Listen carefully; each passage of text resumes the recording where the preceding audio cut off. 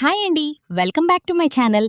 మనోజ్ నిజం తెలుసుకున్న మీనా రోహిణి డైరీలో చింటూ సుగుణమ్మ ఫోటోని చూసి నిజం తెలుసుకొని షాక్ అయిన ప్రభావతి ఇదంతా ఎలా జరగబోతుంది అనేది ఈ ముగ్గు వేస్తూ రివ్యూ చెప్పుకుందాం. రోహిణి గురించి మరో గుండె పగిలే నిజం ప్రభావతి తెలుసుకోబోతుందా? అసలిదంతా ఎలా జరిగిందని తెలుసుకోవాలనుకుంటే తప్పకుండా వీడియోని లైక్ చేయండి, మీ ఫ్రెండ్స్ అండ్ ఫ్యామిలీ మెంబర్స్కి షేర్ చేయండి. రోహిణిని చితకబాది ప్రభావతి రోహిణిని తిడుతూ ఉంటుంది. నిన్ను గుండెల్లో పెట్టుకుని చూసుకున్నాను కదే, ఇద్దరి కోడళ్లకన్నా నిన్నే ఎక్కువగా చూసుకున్నాను. దీనిచేత నువ్వు కోటీశ్వరాలని, కోటీశ్వరుల ఇంట్నుంచి వచ్చావని, దానిచేత నీకు చాకిరి చేయించాను కదే, నా నమ్మకద్రోహాన్ని మొత్తం కూడా పోగొడతావా పాపిష్టిదానా అని తిడుతూ ఉంటుంది. నీలాంటిది ఇంట్లో ఉండడానికి వీల్లేదని బయటికి గెంటేస్తూ ఉంటుంది. అప్పుడే సత్యం తను ఏదో చెప్పాలనుకుంటుంది. విను అని అంటూ ఉంటాడు ప్రభావతితో. అప్పుడే ఇక ప్రభావతి, అది ఇప్పుడు మనం అవకాశమిస్తే మరో కథని అల్లి చెప్తుందండి. ఇలాంటి దానికి అవకాశమివ్వకూడదు, బయటికి గెంటెయ్యాలి అని అంటుంది. అసలు ఈ నిర్ణయం తీసుకోవాల్సింది నువ్వు కాదు, తన భర్త అని మనోజ్ని అడుగుతాడు. అప్పుడే మనోజ్, అమ్మతో పాటు నేను కూడా మోసపోయాను నాన్నా, ఇలాంటి మోసగత్తితో నేను కాపురం చెయ్యలేను. ఈ జీవితంలో దాని మొహం చూడను అని అంటూ ఉంటాడు మనోజ్. అప్పుడే తన భర్త నిర్ణయం కూడా చెప్పేస్తాడు కదా, ఇలాంటి భార్య అవసరం లేదని ఆయన రోహిణిని బయటికి గెంటేస్తుంది ప్రభావతి. ఇంకా అందరూ కూడా షాక్ అయిపోతూ ఉంటారు.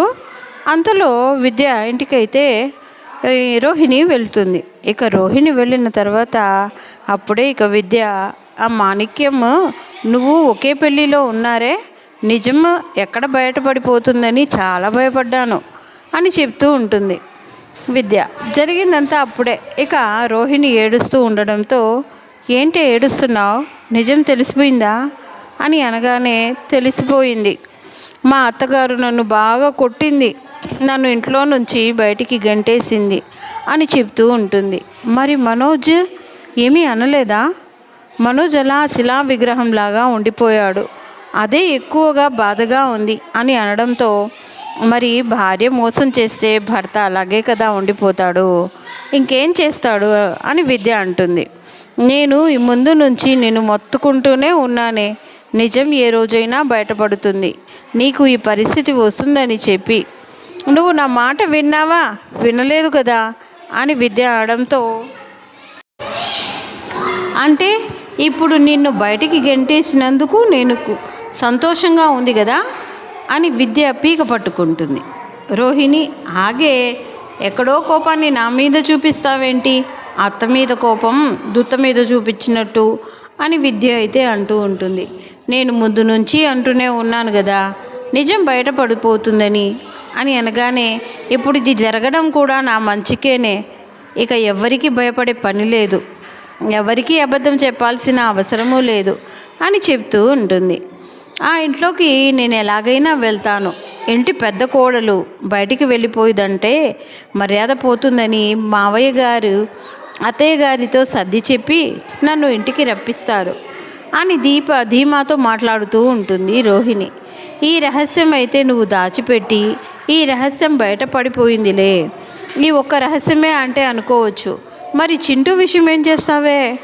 ఆ విషయం బయటపడితే జీవితంలో మనోజ్ని ముఖం చూడడం అని అంటూ ఉంటుంది విద్య. అది ఎలాగో బయటికి రాకుండా నేను చూసుకుంటాను. మనోజ్ని ఆ అమ్మ కూర్చొని నా గుప్పెట్లో పెట్టుకొని మనోజ్ చేతే నేను చింటూ నా కన్న కొడుకు అని వాళ్ళ అమ్మకి చెప్పేస్తాను అని చెప్తూ ఉంటుంది. ఇక అలా అన్న తర్వాత, ఏంటి ఇంత ధీమాగా ఉన్నావు నువ్వు అని అంటూ ఉంటే, అవును ధీమాగానే ఉన్నాను, నువ్వు వెళ్ళి కాఫీ తీసుకురా అని చెప్తూ ఉంటుంది. చాలా గర్వంగా ఏదో పెద్ద తను సాధించేసినట్టుగా ఇక రోహిణి అలా చెప్పేసి, నేను ఇంట్లోకి త్వరలోకే వస్తాను, అప్పుడు చెప్తాను అని బాలు, మీనా మీరిద్దరే కదా నా జీవితాన్ని నాశనం చేశారు అని అనుకుంటూ ఉంటుంది మనసులో. ఆ తర్వాత ప్రభావతి చాలా బాధపడుతూ ఉంటుంది. ఇంకా సత్యం ప్రభావతి దగ్గరికి వెళ్ళి, ఎందుకు నువ్వు ఇలా ప్రవర్తిస్తున్నావో, రోహిణి అబద్ధం చెప్పింది కాదనడం లేదు, రోహిణి మోసం చేసిన విషయం మనోజ్ కూడా తట్టుకోలేక పిచ్చివాడిలాగా మాట్లాడుతున్నాడో ప్రవర్తిస్తున్నాడో ఒక్క క్షణం ఆలోచించి తను ఏం చెప్పాలనుకుందో వినడానికి నువ్వు ఎందుకు ప్రయత్నించడం లేదో అని సత్యం అనడంతో, ఏం ప్రయత్నించాలండి? అది నన్ను ఎంత మోసం చేసింది. దానికోసం మిమ్మల్ని కూడా నేను మోసం చేశాను కదా. ఇల్లు తాకట్టు పెట్టి మీరు కష్టపడి సంపాదించిన డబ్బు, అలాగే తర్వాత మీనా నగల్ని కొట్టేసి ఇలా ఎన్ని చేశానండి. వాళ్ళిద్దరూ సంతోషంగా ఉంటారని, రోహిణి ఆస్తే మనోజ్ జీవితంలో ఇంకా కష్టాలు పాలవ్వడం, వాడికి ఎటువంటి కష్టాలు ఉండవని నేను అనుకున్నాను.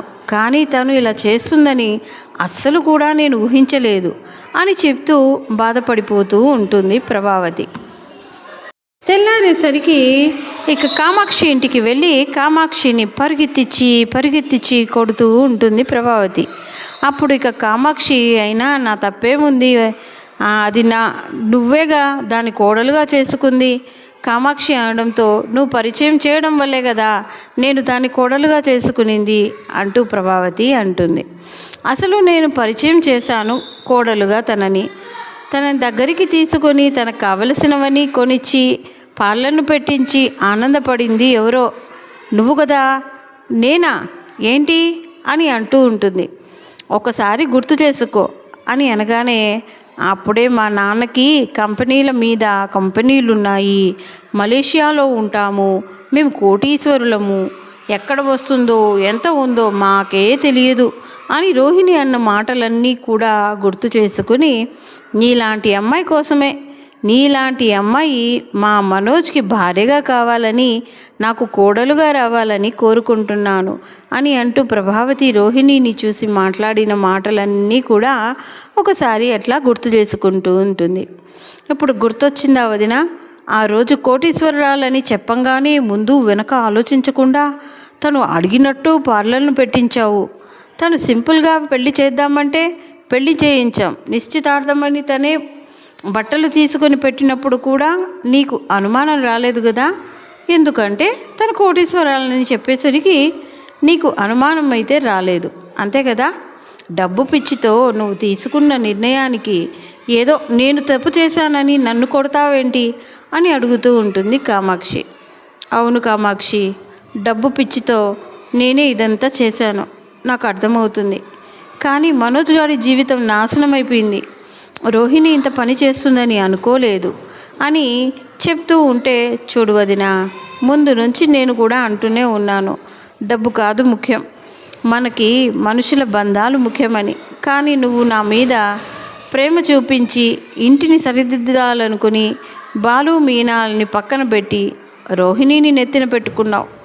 ఇప్పుడు రోహిణి నీకు చూడు కాలికి ముళ్ళే గుచ్చుకునింది. ఈ గుచ్చుకోవడం ప్రతిరోజు నీకు ముళ్ళులా గుచ్చుకుంటూనే ఉంటుంది.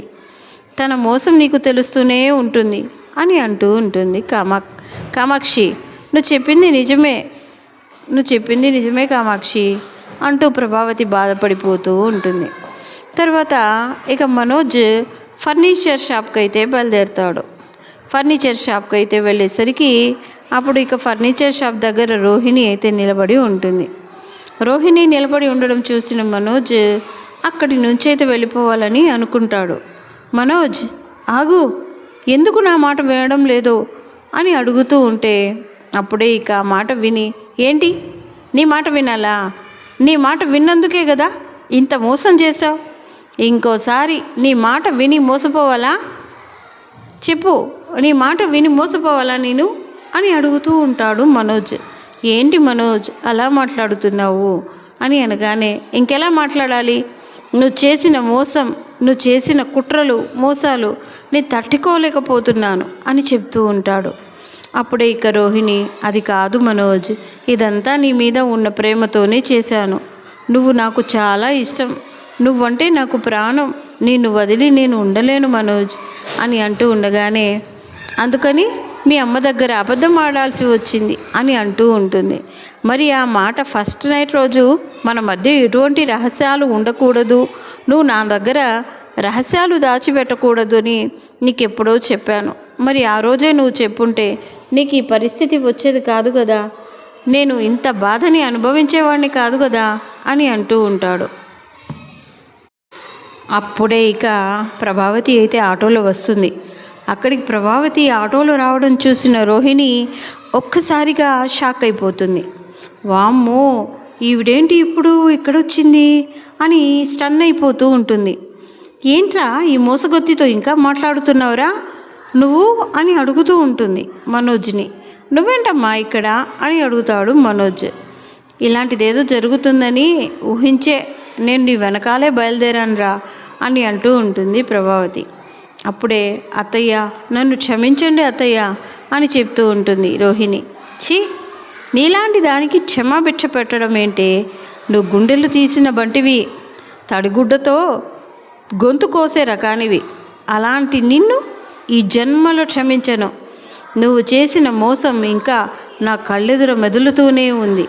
నీ ఇలాంటి దుర్మార్గురాలని క్షమిస్తే మళ్ళీ నువ్వు మోసం చేయమని గ్యారంటీ ఏమీ లేదు అని అంటూ ఉంటుంది.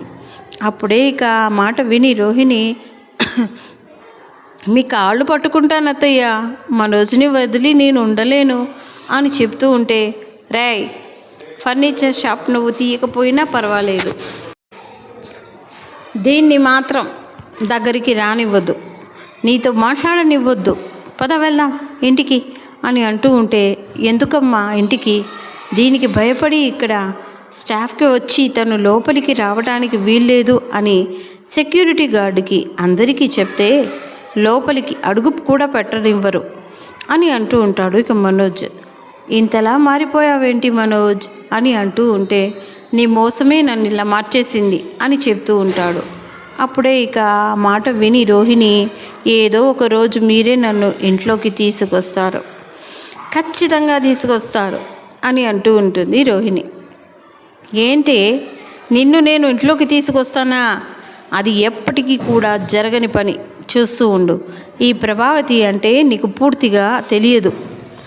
పూర్తిగా తెలియదనుకుంటా, నేనేంటో నీకు చూపిస్తాను అని అంటూ ఉంటుంది ప్రభావతి. అప్పుడే ఇక రోహిణి ఏమీ అనలేక అక్కడి నుంచి అయితే వెళ్ళిపోతుంది. అలా వెళ్ళిపోయిన తర్వాత మధ్యలో మీనా అయితే రోహిణికి ఎదురుపడుతుంది. అప్పుడే ఇక మీనా బైక్ ఆపి రోహిణితో ఇలా అంటుంది, ఏంటి రోహిణి, ఎందుకు ఇన్ని అబద్ధాలాడి నీ జీవితాన్ని నాశనం చేసుకున్నావు అని అంటూ ఉంటే, ఏంటి గిల్లి జోలపాడడం అంటే ఇదే, చేసిందంతా చేసి నేను మోసం చేసి అందరి ముందు తలదించుకున్నాను, బాధపడుతున్నాను అని ఏదో నా గురించి జాలిపడి బాధపడుతున్నట్టు బిల్డప్ ఇవ్వకు అని మీనాని తిడటం స్టార్ట్ చేస్తుంది రోహిణి. ఇక అప్పుడే ఇక మీనా, ఏంటి నువ్వు మాట్లాడేది?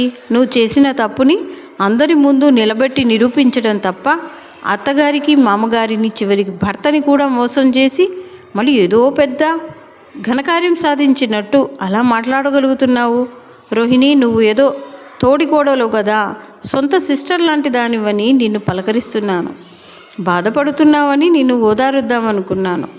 బయటికి గెంటేసినా నీలో ఉన్న తలపొగరు ఇంకా కూడా దిగలేదని నాకు అర్థమైపోయింది అని చెప్తూ ఉంటుంది ఇక మీనా. అయితే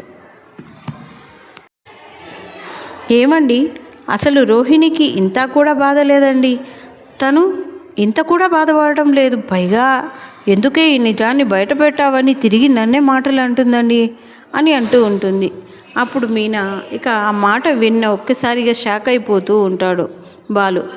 అసలు పార్లమ్మ ఏమనుకుంటుంది, తను ఎందుకు ఇంత కూడా బాధపడటం లేదు అడుగుతూ ఉంటే, ఏముందండి, అత్తయ్య గారు ఏదో కోపంలో బయటికి గెంటేశారు, మళ్ళీ నేను వచ్చేస్తాను ఖచ్చితంగా అని అనుకుంటా ఉంది. అలా అనుకొని తను బట్టలు కానీ సామాన్లు కానీ ఏమీ వెంట తీసుకుపోలేదు, ఒట్టి చేతులతోనే వెళ్ళింది, అలాగే వెనక్కి తిరిగి వస్తుందని అనుకుంటా ఉంది మీనా. అప్పుడే ఇక వాళ్ళ మాటలు విని ప్రభావతి, లేదు, మళ్ళీ ఆ రోహిణిని ఇంటికి తీసుకురావడానికి వీల్లేదు, దాన్ని ఏదో ఒకటి చేయాలి అని అనుకుంటూ ఉండగానే అంతలోనే మనోజ్ అయితే వస్తాడు. ఏమిటమ్మా, ఇంకా గొడవ గురించి ఆలోచిస్తున్నావా? మనకు చెడు చేసే మనుషుల గురించి మనం ఆలోచించాల్సిన అవసరం లేదు అని అంటూ ఉంటాడు మనోజ్. అది కాదురా, మళ్ళీ రోహిణి ఏదో వంక పెట్టుకొని లోపలికి రావాలని చూస్తుంది, అందుకని అసలు దాని గుర్తులు ఆనవాలే లేకుండా మొత్తం కాల్చేస్తాను, మీ పెళ్లి ఫోటోలు తీసుకురా అని అంటుంది. అప్పుడు ఇక ప్రభావతి ఇక ఆ మాట విన్న మనోజ్ షాక్ అయిపోయి, ఏంటమ్మా పెళ్లి ఫోటోలని అంటూ ఉంటే, అవునురా, అది ఒక పీడకల్లా నువ్వు అనుకో, నీకు ఇంకో పెళ్లి చేస్తాను అని మనోజ్కి అయితే చెప్తుంది. అప్పుడే, సరే నువ్వు దాని బట్టలు మీ పెళ్లి ఆల్బమ్ తీసుకురాకపోతే నేనే తెస్తాను, నేనే మొత్తం తీసి బయట పడేసి వాటిని పెట్రోల్ పోసి కాల్చేస్తాను అని అంటూ ఉంటుంది ప్రభావతి. అప్పుడే ప్రభావతి గదిలోకి వెళ్తుంది. మనోజ్ వాళ్ళ గదిలోకి ఎలా వెళ్ళిన తర్వాత అప్పుడే ఇక మనోజ్ సత్యం దగ్గరికి వస్తాడు. కానీ సత్యం ఉండడం, మీనా ఏమైందని అడుగుతూ ఉంటే, మా అమ్మ పెళ్లి ఫోటోలు రోహిణి బట్టలు కాల్చేస్తాను అని అంటుంది, మా నాన్న ఉంటే ఆపుతారు కదా అని అంటూ ఉంటాడు. మనోజ్ మా నాన్నకి ఫోన్ చేసి జరిగిందంతా చెప్పు, తొందరగా ఇంటికి రమ్మను, మా అమ్మ గదిలో నా గురించి చూస్తూ ఉంది అని గదిలోకి అయితే వెళ్ళిపోతాడు. అలా వెళ్ళిపోయిన తర్వాత అప్పుడే ఇక సత్యానికి అయితే ఫోన్ చేసి జరిగిందంతా చెప్తుంది. అంతలోనే, మీ అత్తయ్య గారిని మాటలతో పెట్టి నువ్వు ఏదో అలా ఆపమ్మ, నేను వస్తున్నాను అని చెప్తూ ఉంటాడు ఇక సత్యం. అలా చెప్పిన తర్వాత ఇక మీనా అయితే బాలుకు కూడా ఫోన్ చేస్తుంది. ఇంతలో ఇక ప్రభావతి, రేయ్ ఏంట్రా నువ్వు రమ్మంటే ఎంతసేపటికి వస్తున్నావు, దాని బట్టలన్నీ తీసి కింద పడే అని అంటూ ఉంటుంది ప్రభావతి. అప్పుడే బట్టలు పెళ్లి ఆల్బమ్ అన్నీ కూడా తీసి కింద పడేస్తాడు మనోజ్. అలా కింద పడేసిన తర్వాత అప్పుడే ఇక రోహిణి డైరీ అయితే బయటపడుతుంది. ఆ రోహిణి డైరీని చూసి, బట్టల్లో ఉన్న డైరీని చూసి ప్రభావతి, ఏంట్రా ఇది అని అంటూ ఉంటే, రోహిణికి డైరీ రాసే అలవాటు ఉందమ్మా, అదే అనుకుంటా అని అంటూ ఉంటాడు. రే మనోజ్, ఇప్పటి వరకు అది చేసిన మోసాలు, కుట్రాలు, కుతంత్రాలు అన్నీ కూడా డైరీలో రాసుకొని ఉంటుంది. కానీ ఈ మోసమే కాకుండా తను మనకి ఏదైనా రహస్యాన్ని కూడా దాచిపెట్టిందేమో, ఇంకా మనల్ని మోసం చేయడానికి ఎక్కడైనా ఇంకా నాటకాలు ఏమైనా ఆడుతుందేమో చూద్దాం, దీంట్లో రాసుంటుంది కదా అని వెంటనే డైరీని అయితే ఓపెన్ చేస్తారు. అలా డైరీని ఓపెన్ చేయగానే డైరీలోంచి సుగుణమ్మ, రోహిణి, చింటూ ముగ్గురు ఉన్న ఫోటో అయితే ఉంటుంది. ఆ ఫోటోని చూసి షాక్ అయిపోతూ ఉంటుంది. అప్పుడే ఇక ప్రభావతి, రేయ్ వీడి ఫోటో ఏంట్రా, రోహిణి ఇది డైరీలో ఉంచింది అని అంటూ ఉంటే, ఇప్పుడే ఇక మనోజ్ ఆ ఫోటోని చూసి తను కూడా షాక్ అయిపోతూ ఉంటాడు. అవునమ్మా, ఈ ఫోటో ఏంటి ఇక్కడుంది, నాకేం అర్థం కావడం లేదు, ఒకసారి ఆ డైరీ ఇవ్వు అని మొత్తం కూడా డైరీని తిరిగేస్తాడు. అప్పుడే ఇంకా చింటూ గురించి అయితే రాసుంటుంది డైరీలో. రోహిణి నా కొడుకుని పుట్టినరోజు కూడా దగ్గరికి తీసుకోలేకపోతున్నాను, వాడిని కన్ని ఆపరేషన్ చేసి వాడికి దగ్గర ఉండి సేవలు కూడా చేయించలేక, మా అత్తగారు వాడిని ఎవడికో పుట్టాడు తెలీదు, తల్లి ఎవరో తండ్రి ఎవరో తెలియని అనామకుడు వెధవ అని మా అత్తగారు తిడుతున్నా ఏమీ కూడా చేయలేని పరిస్థితిలో ఉన్నాను. వాడు నా కన్న కొడుకు అని గొంతెత్తి చెప్పాలని అనుకున్నాను, కానీ చెప్పలేకపోయాను, సారీరా చింటూ అంటూ తన డైరీలో అయితే మొత్తం తన మొదటి పెళ్లి గురించి, చింటూనే తన కన్న కొడుకు గురించి రాసి ఉంటుంది.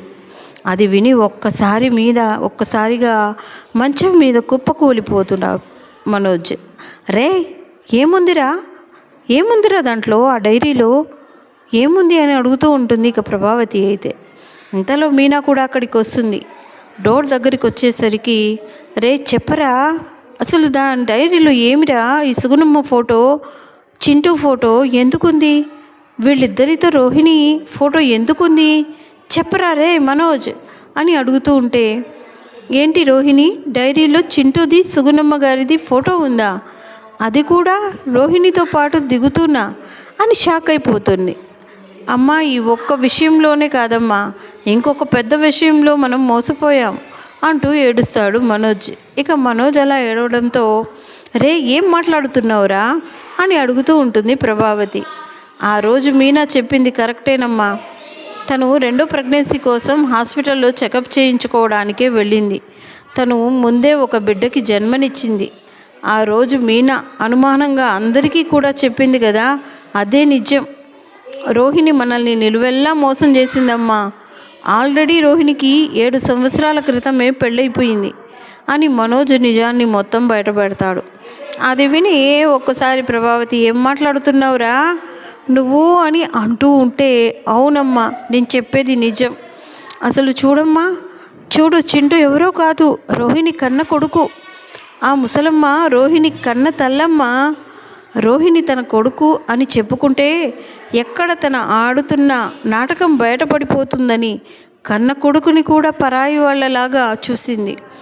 మనల్ని మోసం చేసిందమ్మా, తన కోటీశ్వరురాలు కాదని.